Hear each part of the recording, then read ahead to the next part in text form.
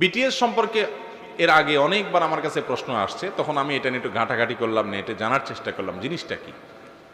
হালকা হালকা ভাষা ভাষা ধারণা ছিল, পরে আরেকটু বিস্তারিত জানার চেষ্টা করলাম। মাশাআল্লাহ এখন প্রশ্ন আসছে। বিটিএস হলো, আপনারা যুবকরা অনেকেই জানেন, এটা হলো কোরিয়ান একটি ব্র্যান্ড।